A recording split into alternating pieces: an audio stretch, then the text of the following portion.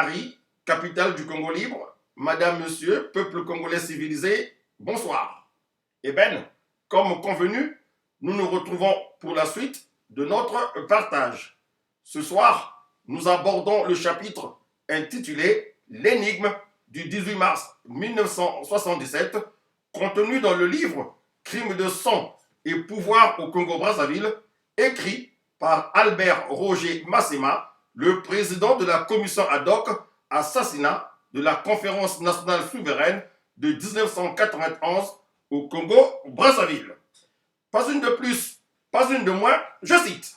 L'énigme du 18 mars 1977. Au sortir de son audience avec Ngouabi, Massamba Deba, l'illuminé, est très satisfait. L'entretien a été très serein.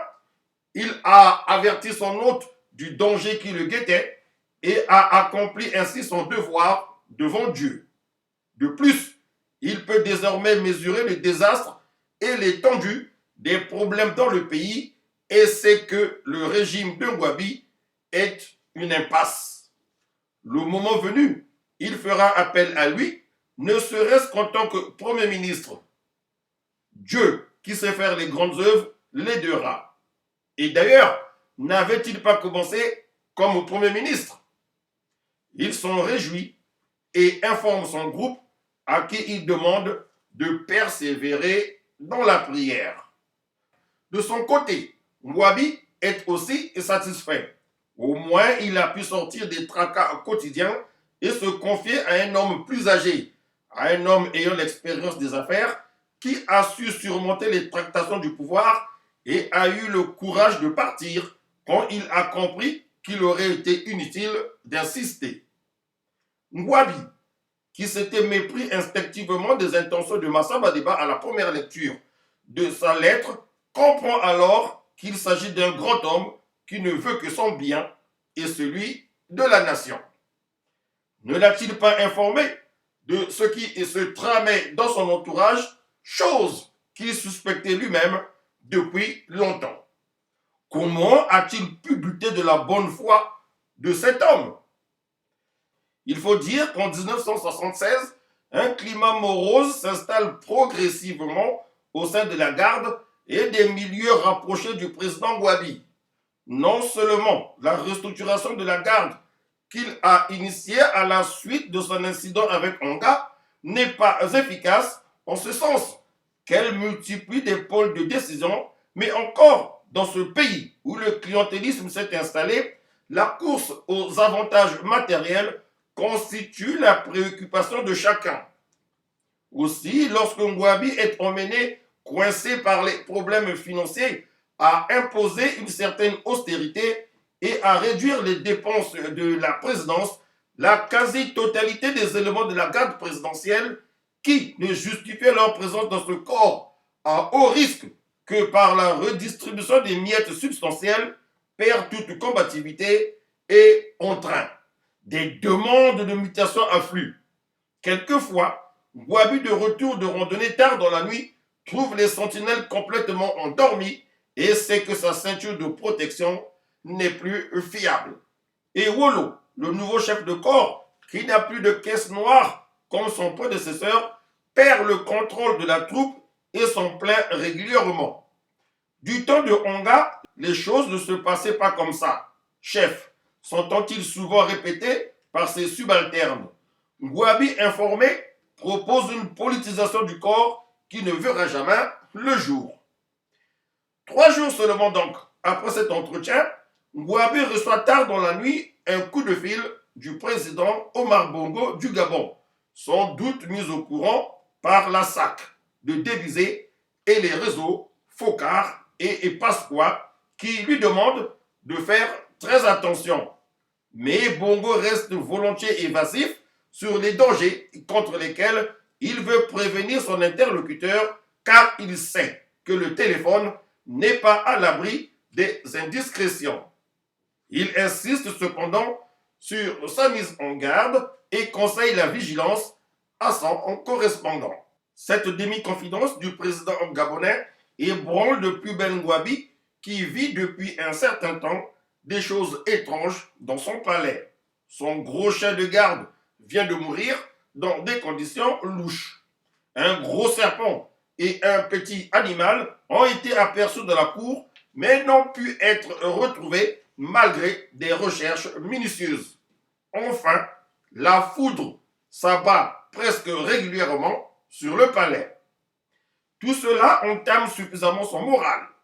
Ngouabi, franc-maçon et fétichiste, comme la majorité des chefs d'État africains, qui étaient même arrivés, poussés par le zèle, à affirmer qu'il rêvait des coups d'État, il trouve donc là les signes précurseurs de sa fin prochaine.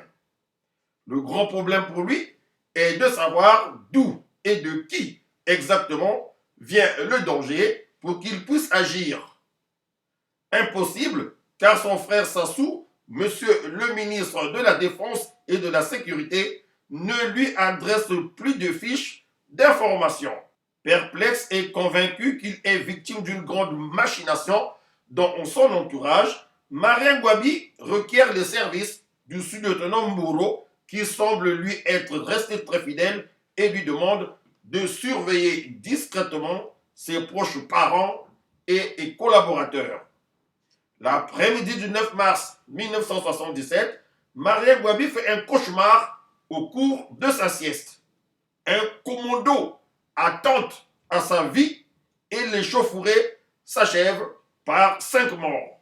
Affolé, il appelle son chef d'état-major général et lui ordonne le renforcement de sécurité du quartier général et dicté depuis le début de l'année à la suite de l'attaque du personnel du réalignement du chemin de fer par le FLEC.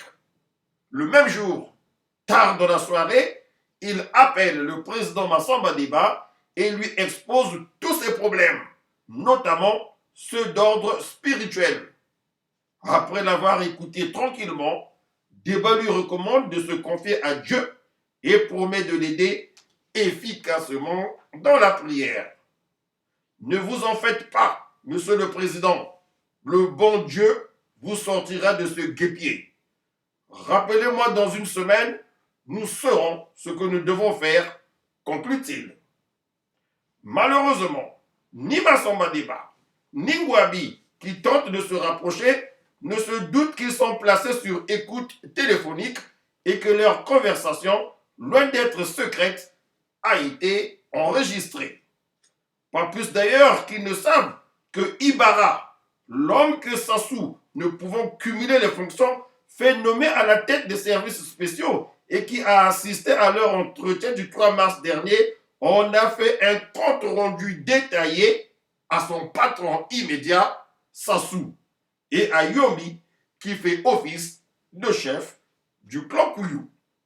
Le 11 mars à 19h, Yomi, qui est informé de la conversation téléphonique de Ngouabi et de Deba, convoque d'urgence un conseil de famille à son domicile.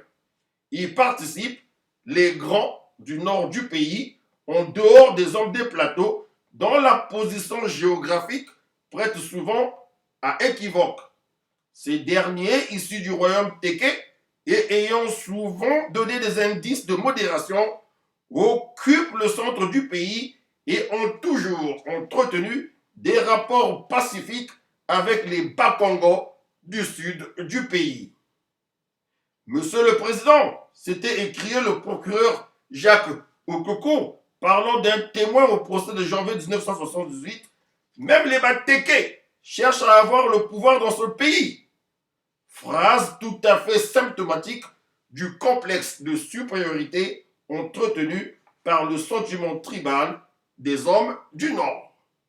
N'assiste donc à la réunion que Asmekank, Mwasiposo, Onga, Sassou, Okoko-Jacques, Ibaradeni et Baka Jean-Michel et Ngobo, Bonaventure, etc. Pas question, bien entendu, d'associer tous ceux qui sont très proches de Ngouabi, Isango, et Yabo, Ongouya et Wolo, etc., de peur qu'il n'y ait une fuite. Marien nous a trahis, entame Yomi. Il s'est rapproché de Deba et est capable de le ramener au pouvoir. Enfin, je préfère laisser parler Ibarra Denis qui suit toute la situation. Ce dernier prend la parole, commente l'audience que Ngouabi a accordée à Massamba Diba en insistant sur l'appréciation qu'il a faite de ses collaborateurs et termine par une diffusion de la conversation téléphonique. Nous pouvons tout perdre, sauf le pouvoir, sursaute Jean-Michel Ebaka à la fin du récit. Il faut l'enlever, le faire partir et le tuer, renchérit Angapierre. Pas question, tranche Sassou. Je ne marcherai avec vous que si vous garantissez la vie sauve à Marien. N'oublions pas qu'il a beaucoup fait pour nous tous. Oui, qu'il ait beaucoup fait pour nous, je n'en disconviens pas. Mais n'empêche que pour moi, mieux vaut perdre un couillou que de perdre le pouvoir. Et c'est clair, précise Jacques Okoko. Qu'allons-nous faire demande alors Yombi.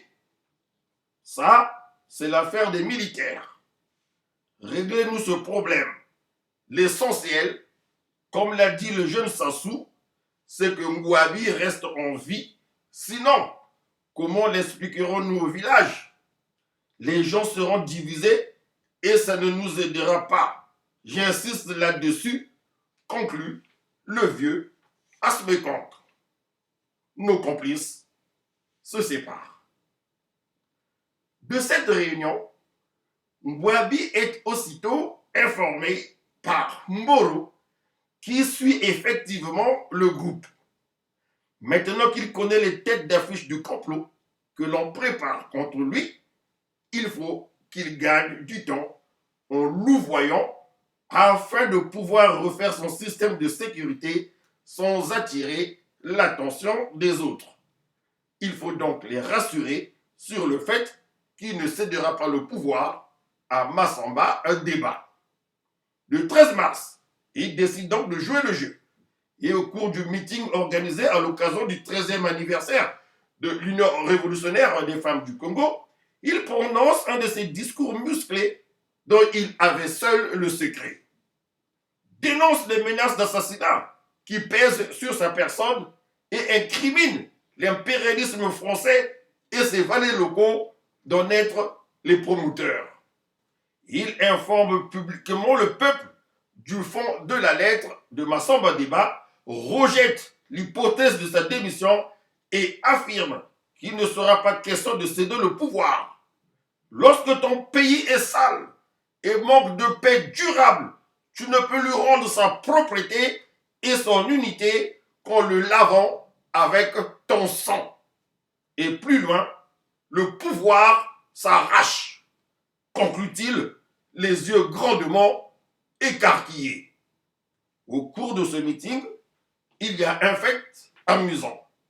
Ngouabi qui arrive et salue les officiels lance à Sassou. Alors, Denis, on se retrouve maintenant chez Yombi? Nous voulons mettre en place une association, mon commandant. Répond ce dernier, pris à contre-pied. Alors, informez tout le monde, au lieu de le faire en cachette, commente Ngouabi avant de s'installer dans son fauteuil. Mboro, qui assure la couverture de la manifestation dans le périmètre rapproché du président, croise le regard de Sassou, sourit et se grille par cette maladresse. Il n'échappera pas à la purge.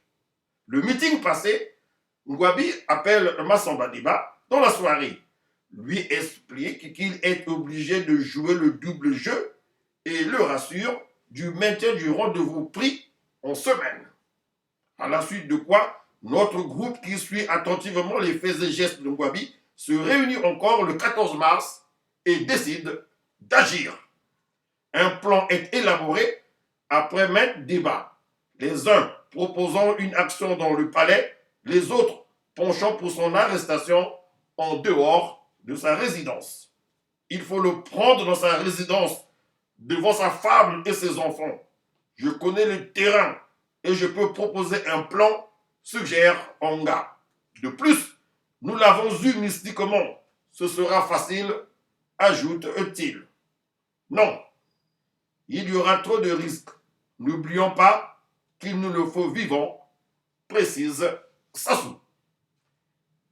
Un petit verre d'eau pour remettre un peu les esprits en place parce que, vous savez, nous abordons là un paragraphe très difficile.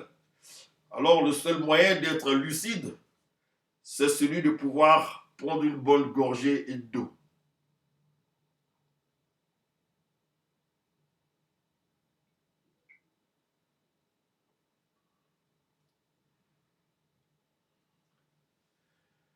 Merci.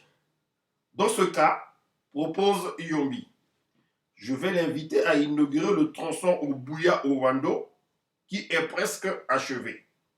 Il suffira seulement de bien choisir l'équipe qui l'accompagnera.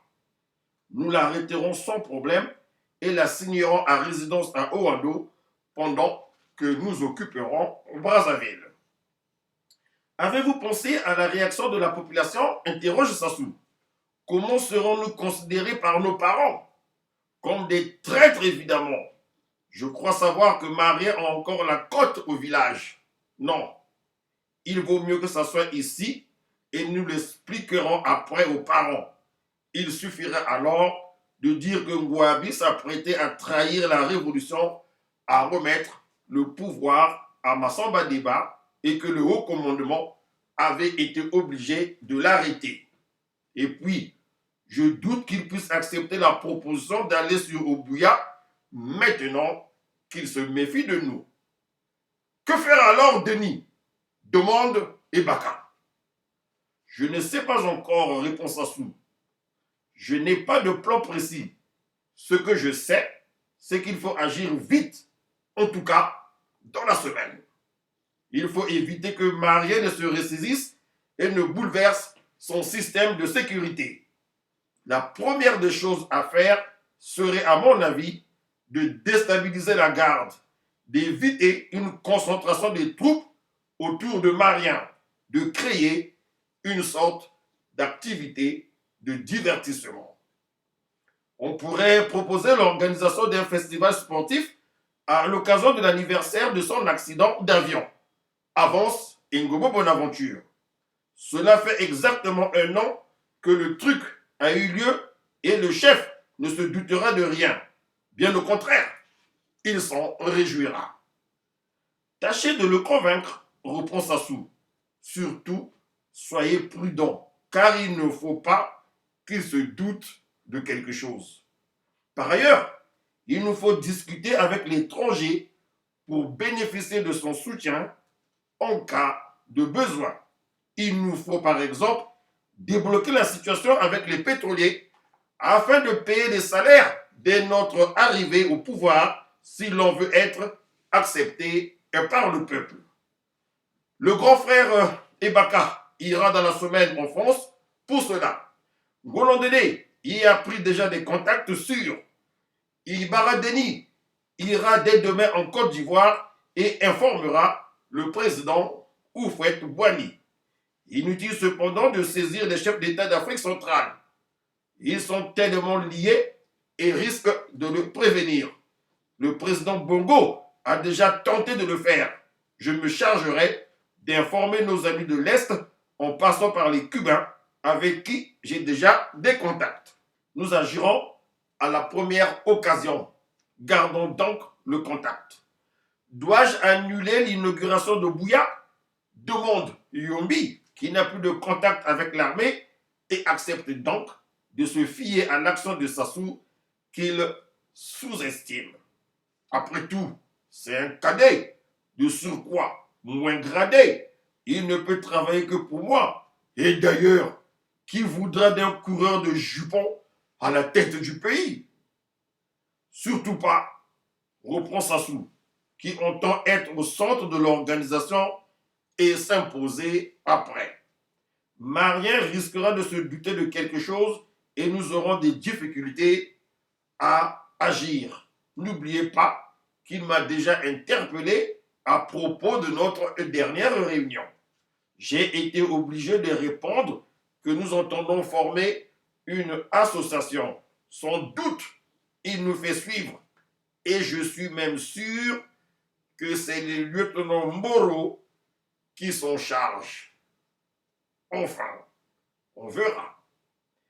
La réunion terminée, le groupe s'affaire et Ngobo Bonaventure, le chef de la sécurité rapprochée, et Mwasi Poso, le chef du protocole, finissent par convaincre Mwabi de l'organisation d'un festival sportif et en confient la responsabilité à Eolo Oscar, le chef de la garde présidentielle. Il s'ouvrira le 16 mars 1977 sous la présidence de Mwasi Poso. Entre-temps, Ibarra et Ibaka ont voyagé, deux missions qui n'ont jamais eu de traces dans les archives de l'État. Yombi s'en est allé à Owado pour l'inauguration de son tronçon et les conjurés guettent l'occasion propice. Dans la soirée du 16 mars 1977, Ngouabi, qui ne cesse d'être inquiet sur sa situation et ne dort presque plus, reprend contact avec Débat comme convenu. Ce dernier lui rend compte de la réponse apportée par le Seigneur sur son cas en ces termes. Monsieur le Président, le danger qui vous menace est toujours là, présent et se rapproche même. Mais gardez foi en Dieu, il nous aidera. Ce qu'il vous reste à faire, c'est de vous joindre à nous dans la prière. Il vous faut intégrer le cercle afin de vous placer sous la protection de Dieu. Et cela le plus rapidement possible. C'est en tout cas la réponse que nous avons reçue après nos prières. Mais doyen, vous savez bien que c'est impossible. Officiellement, je suis marxiste et je ne prie pas. Que diront les autres? Ce sera l'occasion ou jamais pour eux de me débouter du parti et de me déposer. Non, vraiment, je crois que c'est impossible. Peut-être, mais c'est la seule solution. Nous aurons beau prier pour vous, et c'est d'ailleurs ce que nous n'avons cessé de faire depuis que vous nous l'avez demandé. Votre participation personnelle est indispensable. Et puis, il y a une cérémonie d'imposition des mains, une sorte d'exorcisme que nous devons faire sur vous. C'est la voie indiquée par le Seigneur. Comment pourrons-nous le faire si vous n'êtes pas là? N'oubliez pas que le Seigneur a dit, là où 2 ou 3 sont réunis en mon nom, je suis au milieu d'eux. Et aide-toi, le ciel t'aidera. Oui, je comprends, doyen. Je suis en train de voir comment le faire sans attirer l'attention des autres et surtout de la direction du parti. Et ça se passerait où? Quand? Et à quelle heure? Peut-être qu'on pourrait alors voir. Quand? En tout cas, comme je l'ai dit tout à l'heure, le plus rapidement possible. Disons dès demain ou après-demain. Ou chez moi. Ce serait plus prudent et plus sécurisant. À quelle heure? Dans la journée. Ce serait anonyme et les gens éviteront de vous prêter des intentions. La seule chose sur laquelle j'insisterai, c'est le temps. Il faut que l'on commence vite. Bon, après tout, je n'ai pas le choix. Disons vendredi, c'est-à-dire après-demain dans l'après-midi, à 15 heures. Est-ce que ça vous va? L'ennui maintenant que j'y pense, c'est que je serai obligé de venir seul. Avec tout ce qui se passe autour de moi, je n'ai plus confiance en personne. Et d'ici que toute la ville en parle, ce ne serait pas étonnant. Ah non, il n'est pas question que vous veniez seul. Ce serait trop risqué. En tout cas, je ne veux pas partager ce risque avec vous. Il faut être très prudent maintenant. N'oubliez pas que tout en étant fils de Dieu, l'on avait été obligé de protéger Jésus pour éviter qu'on lui tranche la tête par 3 points de suspension. Je vous enverrai des frères, les mêmes que ceux qui constituent le groupe, pour assurer votre couverture. Ils seront conduits par Kikadidi, que vous connaissez très bien, et pourront se déguiser en militaires pour qu'ils ne soient pas reconnaissables.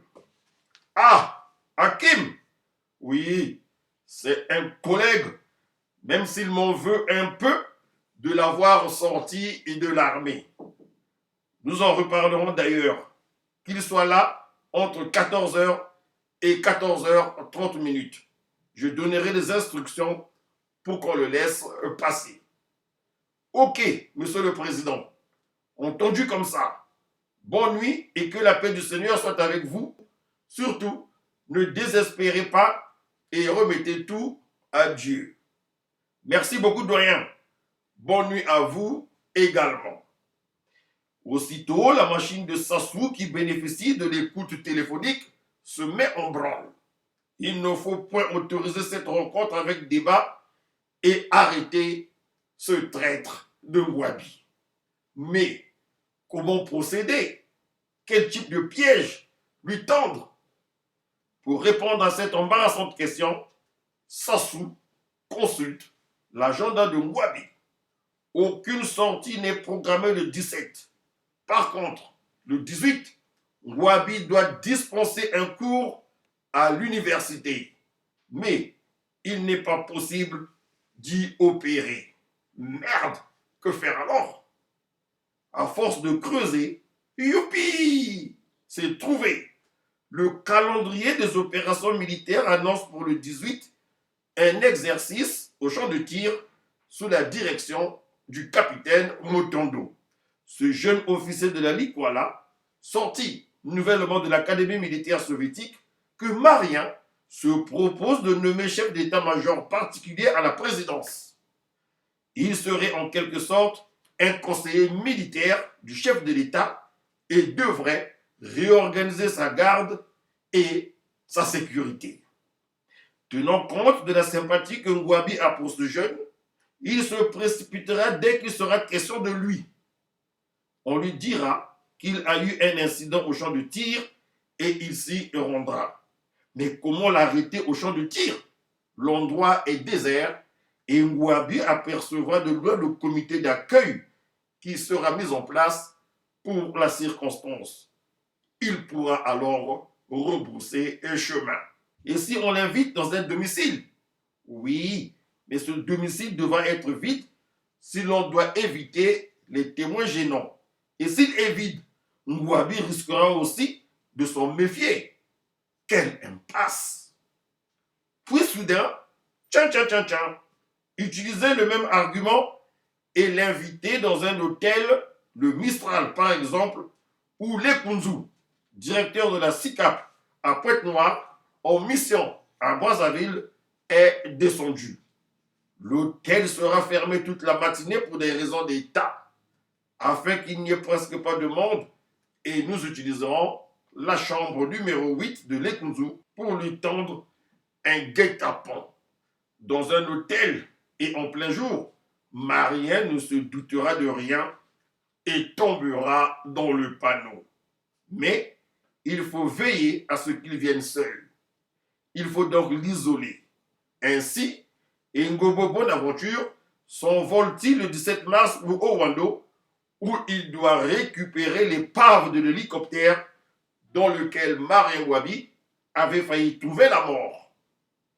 Parti en réalité pour informer Yombi de l'évolution de la situation et des dernières dispositions arrêtées pour le putsch, Ngobo, qui rentre de cette prétendue mission le lendemain 18 mars aux environs de 11h, ne donnera jamais signe de vie avant 15h, c'est-à-dire avant que le crime ne soit consommé.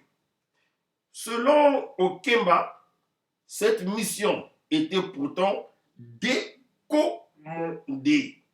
Officiellement, l'épave de l'hélicoptère ne pouvait entrer dans les appareils disponibles à la base aérienne de l'armée congolaise. Ngobo sera d'ailleurs promu officier d'ordonnance de Yombi après le coup d'État. Okemba Maurice, l'officier d'ordonnance de Ngouabi, lui, a sollicité une permission d'absence auprès du président pour aller jouer au ballon militaire et retirer ensuite les examens de son fils au laboratoire national.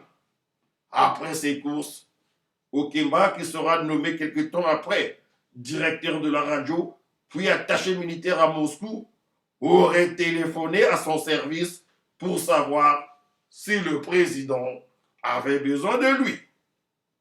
Et comme ce n'était pas le cas, il serait allé se reposer chez lui. Le lieutenant Tsangabeka, qui avait été désigné pour remplacer Okemba, prétendra à son tour être allé prendre son repas au moment où Ngouabi aurait trouvé la mort. Moissi Posso, le chef du protocole, aurait achevé sa demi-journée et laissé le président à table. Enfin, Itoine Jinga, un autre membre de la sécurité rapproché de Ngouabi, se serait retrouvé en manœuvre militaire sur la route du Nord dans le cadre d'une formation militaire. Il est très important de faire remarquer que les déclarations de Moissi Posso et de Tsangabeka ont été contradictoires. Le 18 mars, déclare Moissi Posso, j'ai discuté avec le président d'un problème de presse.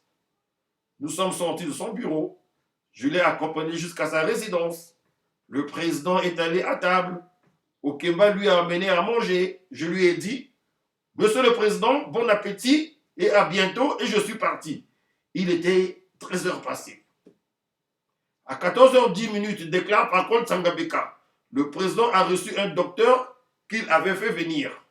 Il l'a fait repartir avec la décision qu'à 15h, je partirai moi-même le chercher. Nous avons quitté la villa Shanghai. Il était 14h10. Le président n'avait pas encore mangé. Avez-vous vu le président manger? Non. Je l'ai vu aller s'asseoir à table, mais il n'avait pas encore commencé à manger quand je suis parti. Avec qui était-il assis à table? Quand le président est allé à table, je l'ai vu aller s'asseoir seul. Entre vous et Moissi Posso, qui a quitté la résidence le premier? C'est Moissi Posso. L'avez-vous vu partir? Non. J'avais fait un tour. Et quand je suis revenu, je n'ai plus revu la voiture de Moissi Posso. Confère primitif des auditions en commission. Il est évident que ces deux hommes tentent de corroborer le mensonge officiel et que ni l'un ni l'autre n'a vu le président s'installer à table. Combien de temps le président serait-il resté à table s'il avait trouvé la mort à 14h30?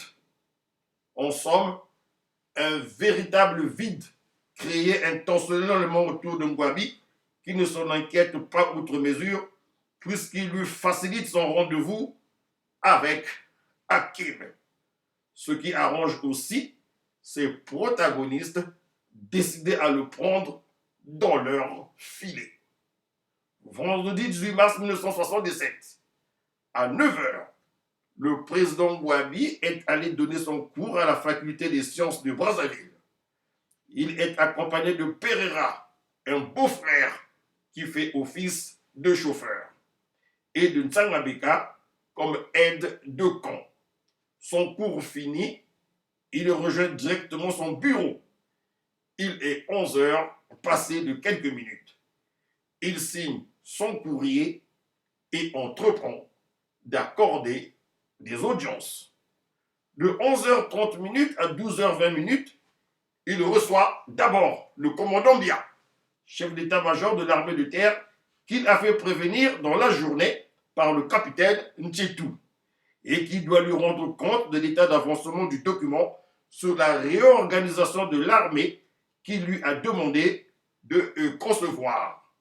Pendant qu'il discute, est annoncé le président de l'Assemblée nationale, Alphonse Moussou Poiti. Mbia se retire par courtoisie et Ngouabi accorde une trentaine de minutes à son nouveau visiteur avec qui il traite de l'atmosphère politique qui prévaut dans le pays.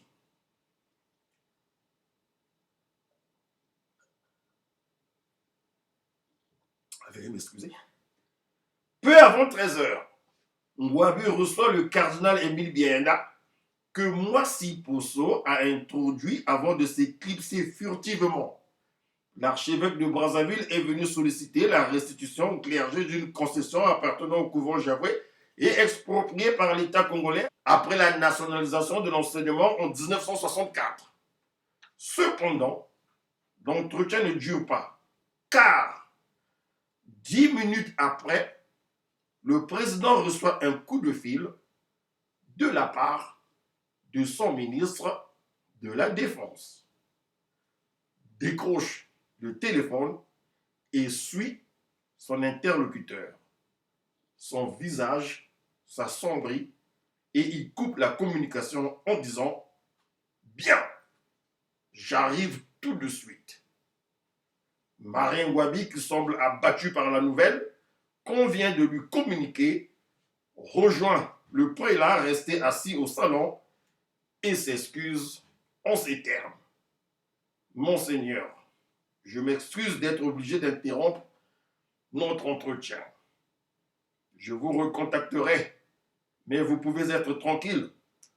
Votre problème sera réglé. Je suis obligé de partir d'urgence car un de mes collaborateurs a eu un incident au champ de tir où des éléments se sont canardés entre eux. Je dois aller m'enquérir sur le terrain. Le cardinal se lève, remercie sincèrement son hôte et s'en va. Marien Ngouabi, lui, va vers son secrétariat, donne des instructions sur l'arrivée d'une voiture de marque Peugeot 404 blanche et de ses occupants qui doivent l'attendre.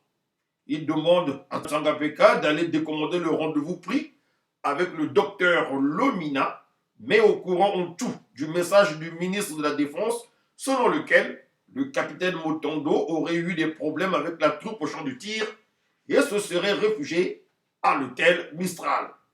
Conduit par Pereira et couvert par Okamba, un jeune élément de la garde présidentielle qui vient de désigner au hasard pour l'accompagner, Marien Ngouabi, habillé en abacos de couleur rouge bordeaux depuis le matin, est très inquiet pour Motondo et oublie de prendre les précautions d'usage. Après tout, le message ne vient-il pas de Sassou, en qui il a encore un minimum de confiance, même si ce dernier avait eu entre-temps le culot de convoiter sa femme.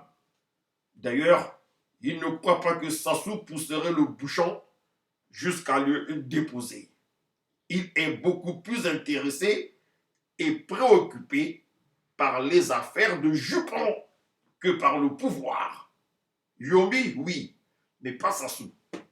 Il est encore trop jeune et le prouve par son comportement. Marien Ngouabi arrive à l'hôtel Mistral qui semble désert.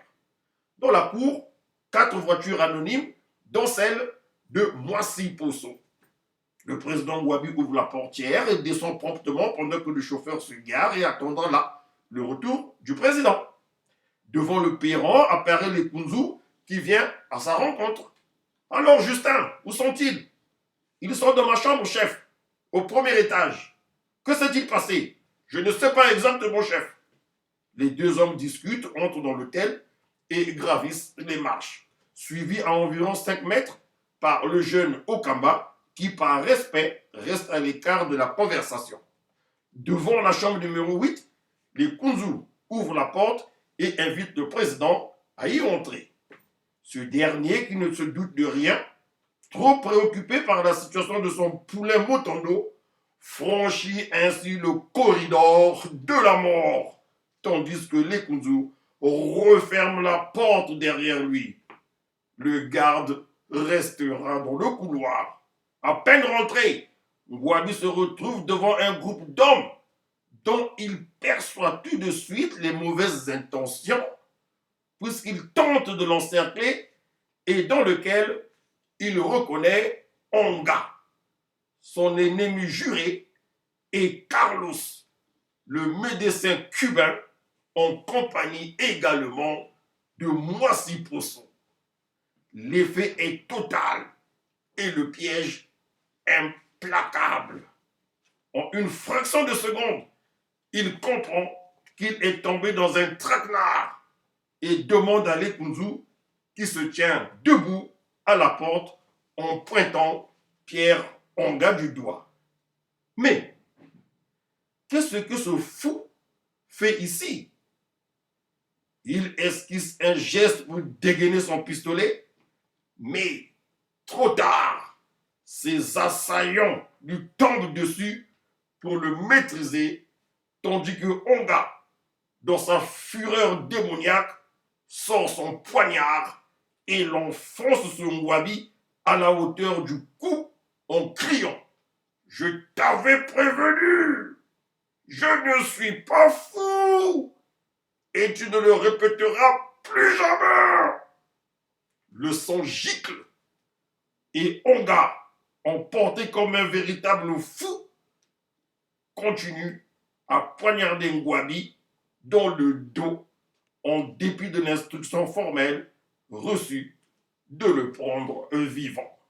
Les autres assaillants, surpris par la rapidité de l'agression de Onga, n'ont pu intervenir. Mwabi gît au sol dans une flaque de sang, blessé mortellement. Son agresseur s'est retiré dans un coin pour ruminer encore sa colère et savourer à la fois sa vengeance et sa victoire. Lekunzu, qui a assisté impuissant à la tragédie, mesure rapidement sa responsabilité, sort précipitamment de la chambre en claquant la porte derrière lui, descend à la réception de l'hôtel et donne un coup de fil à Sassou, encore au ministère de la Défense, alors que c'est l'heure de la pause journalière. Et oui, à cette époque, les horaires de travail dans les administrations étant de 7h30 à 12h et de 14h30 à 17h. Il est 13h25 et Sassou arrive en trombe au ministral en compagnie de Nchiba, qu'il met rapidement au courant de la tournure dramatique prise par les événements. Vite, au premier, dans le couloir, le jeune Okamba de la garde présidentielle, innocent, continue à faire les 100 pas. Il ne s'est rendu compte de rien, car il ne pouvait pas se planter juste devant la porte au risque d'écouter ce qui se dirait à l'intérieur. Dans l'esprit de ce jeune, qui claque les talons au passage de Sassou et Chiba, le président discute avec ses collaborateurs et ne court donc aucun danger. Ça y est, il se souvient que d'après la conversation téléphonique interceptée par ses services, le groupe Kikadidi serait au palais dans quelques minutes. Il faut leur coller le meurtre sur le dos. Quelle suggestion. Machine à réflexion diabolique. Justin, lance-t-il à Lekunzu, demande aux jeunes de la garde présidentielle et aux chauffeurs d'aller chercher une nouvelle tenue chez Maria. Trouve une raison pour ne pas éveiller les soupçons. Il faut faire vite. Et vous, dit-il à Mosiposo et aux Cubains du groupe, prenez le corps et emmenez-le à la douche. Nettoyez-le correctement. Vous nettoyerez la chambre après. Lekunzu sort, interpelle le jeune Okamba, toujours en train de faire ses 100 pas, et lui dit que le chef vient de se tacher avec du vin et demande une nouvelle tenue propre pour se changer. Revenu dans la chambre, Lekunzu trouve Sassou en train d'expliquer son plan. Un groupe d'hommes arrivera tout à l'heure à la présidence. Il avait rendez-vous avec Maria. Ce sont les prieurs de Massamba-Diba. Nous allons rejeter sur eux la responsabilité du meurtre. Onga et le docteur Carlos ramèneront le corps de Maria bien habillé. Il ne faut pas que ceux qui pourraient voir la voiture s'aperçoivent qu'il est mort. Donc, vous devez vous arranger pour bien le soutenir. Arrivé à l'état-major, vous abandonnez le corps vers le garage pendant que le groupe de prieurs sera installé dans la maison. Vous obligerez alors le jeune de la garde présidentielle d'entrer au secrétariat et d'attirer les prieurs vers le corps de Marien. Et vous les abattrez en provoquant une fusillade généralisée. Ce sera la preuve de leur présence au palais. Nous verrons après ce qu'il faudra faire. Florent, dit-il à Chiba, il faut que tu sensibilises les petits qui sont en poste au secrétariat de ne pas intervenir au moment de la fusillade et lorsque les gens leur poseront la question de savoir ce qui s'est passé, ils n'ont qu'à dire que c'est le capitaine Mutondo qui a tiré sur le président. Autre chose, arrangez-vous pour que la blessure de Marien ressemble à l'action d'une balle. Après avoir donné ses instructions, Sassou sort et rentre droit chez lui, complètement abattu par ce qui vient d'arriver, espérant que cette sortie improvisée ne connaîtra pas de faille. Onga, qui a suivi les ordres de Sassou, le rejoint au moment où il s'apprête à sortir. Je regrette mon commandant, je ne sais pas ce qui m'est arrivé. Merci pour tout ce que vous faites pour me sauver. Ça va, répond négligemment Sassou. Faites surtout attention maintenant. Justin, appelle-moi à la maison après la fusillade, lance-t-il avant de sortir. Lorsque le jeune Okamba ramène la bacoste beige que Madame Ngouabi vient de lui remettre, il est cette fois introduit dans la chambre et se voit assigner le rôle défini par Sassou. Il comprend ce qui vient de se passer et ne peut bien sûr pas refuser, car il sait qu'il est maintenant un témoin de la mort de Marien et que les coupables n'hésiteraient pas à le tuer. 14h15, le groupe de Kikadidi déguisé en militaire, pourtant comme convenu entre Deba et Ngouabi, arrive à l'état-major. Les consignes étant données, il n'a aucun problème pour traverser les barrages devant le perron de la résidence présidentielle. Au moment de descendre, Kikadidi propose à ses compagnons de prendre leurs armes. Tadé s'y oppose. Je comprends que tu aies encore tes réflexes militaires, mais nous n'en aurons besoin éventuellement que lorsque nous escorterons le président. Ils entrent dans le secrétariat. Kikadidi garde quand même son pistolet à la hanche. Au nombre de 5, Kikadidi, Kanza, Kiangila, Minaku et Kudisa Tade, ils seront reçus par Onchu et Peya, programmés spécialement pour assurer la permanence ce jour. Le premier ayant été enrôlé dans le complot sous la base tribale par Florent Nchiba. Il est batéqué comme lui et vient de recevoir les dernières instructions de Nchiba. Onchu installe Kikadidi qui porte les galons du capitaine dans la salle d'attente et les 4 autres au secrétariat.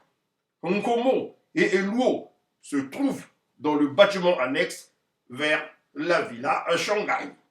Instinctivement, il demande poliment au capitaine qui ne connaît même pas de nom de faire déplacer la voiture et Kikadidi désigne Kanza à cet effet.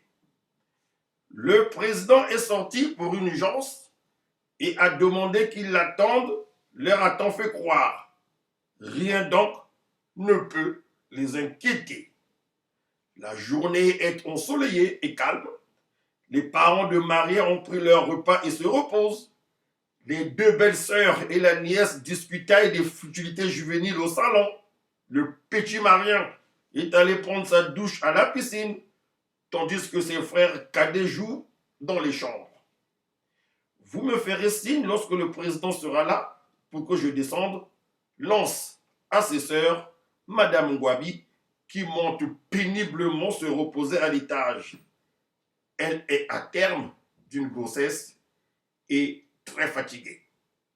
Entre-temps, Kanza, qui a des difficultés à déplacer la voiture, voit arriver la 504 noire du président et suspend sa manœuvre pour la laisser passer.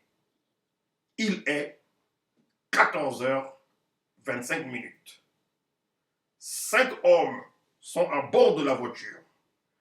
Pereira, le chauffeur, qui a Okamba à sa droite. Carlos et Onga, qui encadrent et soutiennent le corps de Ngouabi à l'arrière. La voiture se dirige vers le garage et marque un arrêt à mi-chemin. Onga et Carlos, armés de Pemaka, balancent rapidement le corps de Ngouabi, dont la mâchoire a été entre-temps brisée, et ils abandonnent un pistolet à côté du Macabé avant de s'enfuir, l'un vers la villa Shanghai et l'autre vers la piscine. Pendant ce temps, Pereira, qui, pris au piège comme au Kamba, rentre la 504 dans le garage, abandonne les clés de contact sur le tableau de bord et s'enfuit. Tout se passe tellement vite que Kanza, qui assiste à la scène, ne comprend rien. Il se demande s'il doit continuer sa manœuvre ou sortir de la voiture pour aller voir ce qui se passe. Juste à ce moment, il voit à pas pressé Péa, Mienaku et Koudissa qui dévalent les marches du perron et se dirigent vers le corps de Marien abandonné par les assassins. Okamba, qui est entré au secrétariat, leur a dit que le président, qui ne se sentait pas bien, venait de s'écrouler. À peine nos amis sont-ils arrivés à la hauteur du corps qu'ils sont cueillis par une rafale tirée par le docteur Carlos qui s'est fait un excellent angle de tir entre le garage et la villa Shanghai. Kiangila, qui suit les 3 hommes avec quelques mètres de retard, a juste le temps de rebrousser chemin et de lancer à Kanza. Filons! Cet ancien de la défense civile réagit aussitôt. Il sort de la 404, tire quelques rafales pour couvrir sa fuite et suit Kiangila à toutes jambes. Tous les deux franchissent facilement le mur arrière de l'état-major et atteignent Bakongo en passant par les jardins de la Corniche. Pendant ce temps, le docteur Carlos continue à tirer et abat un élément de la garde présidentielle qui sort de sa guérite et qui tente de s'élancer vers la résidence. Carlos cherche à créer l'atmosphère. Il faut donner l'impression d'une attaque générale du palais présidentiel. Onga n'a pas attendu. Il se rend immédiatement au groupe aéroporté où il est, malgré l'interdiction de pénétrer dans les casernes dont il fait l'objet, le premier à informer le camp de la mort de Ngouabi. Une dizaine de minutes seulement après la fusillade. De son côté, Kikadidi, coincé dans la salle d'attente, comprend vite que son groupe est tombé dans un traquenard. Il casse alors le carreau d'une fenêtre et s'enfuit lui aussi. Il rejoindra le domicile d'un parent, Mayuma, et s'y cachera pendant 11 mois. En ce qui le concerne, les intentions de ceux qui l'avaient installé dans la salle d'attente étaient claires. Il devait constituer la pièce maîtresse à conviction trouvée dans la résidence du chef de l'État. C'est ce qui explique que Ontou, qui reste dans le secrétariat pendant la fusillade et n'apparaît au perron qu'au dernier moment, préfère tirer en l'air plutôt que d'attaquer Kikadidi. et ce, jusqu'à l'arrivée des premiers éléments de la garde conduits par le lieutenant Sibali, à qui on nous dit que le commando se trouvait dans la maison. On lui imposera bien entendu le supplice d'accréditer le mensonge officiel à la faveur de quelques pesetas. Fin de citation. Voilà. Maintenant que tout est mis au clair, il revient à la justice de prendre les choses en main pour châtier tous ceux qui ont été les vilains petits canards de la tragédie congolaise qui minent la cohésion nationale, qui freine le développement du Congo. Tant que justice ne sera pas faite, le Congo sera un pays où règne l'incurie, la cupidité, l'infamie. Le Congo de Youlou et de Opango est devenu, par la faute d'un tyran assoiffé de pouvoir, soutenu par son clan de kleptomanes, un tas d'immondices, un monde de barbares, de faussaires. C'est à en mourir de honte. Il y a de quoi regretter d'être congolais au même titre que ces criminels. Vains les colériques par le calme, les méchants par la bonté, les avares par la générosité, les menteurs par la vérité. Une citation de Bouddha. Excellente fin de soirée au peuple congolais civilisé. À très bientôt.